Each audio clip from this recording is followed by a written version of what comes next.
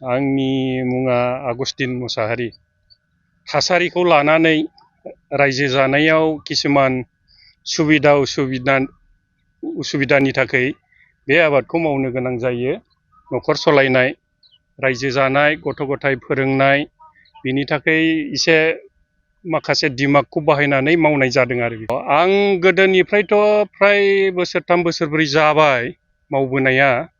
बेनिफ्राय मावै देग्लाय 5 बोसोराव आगान सुरगासिनो दङ।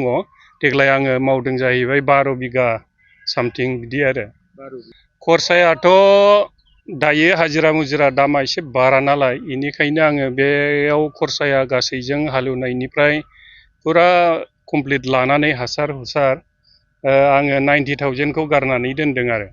बेखौथ' आङो दायो किसुमान मार्केटनि खोथा, मार्केटआ दायो एसे ल'आव फैगासिनो दं, अब्लाबो थांनाय बोसोरनिख्रुइ गोजौआव दङ। आङो ओरैनो बेखौ फाननानै दायो आंनि साइक'लजियावहाय आं गैयाबाबो 5 लाख। आदसा आंथ' बेखौ सिगां गायबोनाय हिसाबै आङो अर्जुना F1 137खौ गायो आरो। बे किसुमान न'खर सलायनाय, रायजो जानाय, गथ' गथाय फोरोंनाय फोरानाय, बेफोरावहाय उसुबिदा जानायनि थाखाय बेखौ एसे दिमागखौ बाहायनानै आङो सानखांनानै बे आबादखौ मावनांगौ, बा बिदिनो जिखुनु आबादखौनो मावनांगौ मानसिया रावबो होमबाने सोलिनो थाखाय उसुबिदा जाया। आरो हायोबा खाथि खालानि बा ओनसोलनि मानसिफोरा बेफोरखौ नायनानै हायोबा बयबो गायनांगौ। माने कम्पिटिसन सिस्टेम जानांगौ बियो। सोरबा सासेल' गायनानै बाखिया नायबाय थायोबा खिन्थु बे बाखिया डेभेलप जानाय नङा। एरियाया जुदि बयबो बिदिनो बेलेगखौ बा गुबुनखौ नुनानै गायजोबोबा बयबो डेभेलप जागोन, जौगागोन, रांखावरिफोरावहाय उसुबिदा जानाय नङा। थिग बिदिनो जोंनि मानसिफ्रा दासिमबो रोङाखै, आरो गुबुन गुबुन माबाफ्रा मुस्लिमफ्रा थांनानै नायहै, दब्लायसेबो बिसिनि जायगायाव मोसौ मासे खानो जायगा गैला। दानि बे बोथोराव बिसोरो मा आबाद मावदों जों बेफोरखौ नुगासिनो दङ।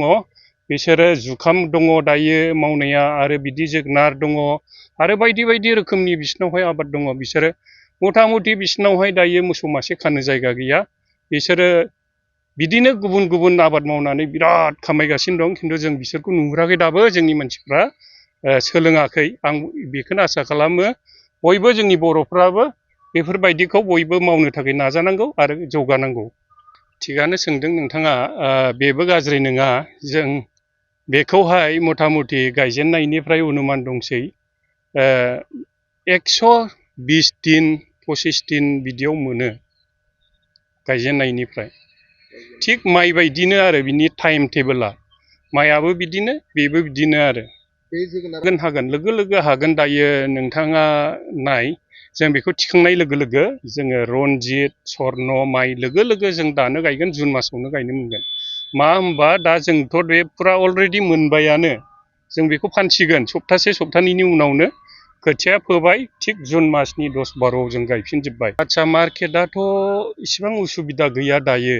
गोजानाव साप्लाय थाङो बायदिसिना बिदि गुबुन जायगायाव बा गोजानाव थाङो। हमनानै ला वेस्ट बेंगल थाङो, केलकाता थाङो, बिनि मालफ्रा आरो दिल्लीयाव थाङो। जों मिथिनाय मथेबा बे मालखौहाय जोङो बिनिफ्रायनो मा होनबा फायखारि गिदिर दङ, मथा मथि टन हिसाब थिखाङो बिसोरो। नों 10 गारिबाबो 20 गारिबाबो लांगोन, दाम दर मिलायबानो। फाननायनि थाखाय जेबो उसुबिदा गैया। बेनिखायनो बयबो हाजासेखौ मावनो थाखाय बे आबादखौ सोलोंनांगौ बा मावनांगौ आरो। आङो बिदिनो गुबुन आबादथ' खालामो खालामनाया, बायदि आबाद दंबावो आंने, बायदि फिसा आबाद बिदिनो अनेक दंबावो। खिन्थु बेखौहाय आङो बिदि बारा फेमास गैया आरो, अपेन माने गुबुनफोरनो खोन्थायाखै। हारसिंनो बिदिनो सिरि मावो आरो। दायो नाजागासिनो दङ हाजासेखौ, माने बोसोरे बारायगासिनोबो दङ। बिदिनो बाराय दायो आङो 12 बिगासिम फैबाय। फैनानै नेक्स्ट बाराव हायोबा 20-30 बिगा गायगोन आं।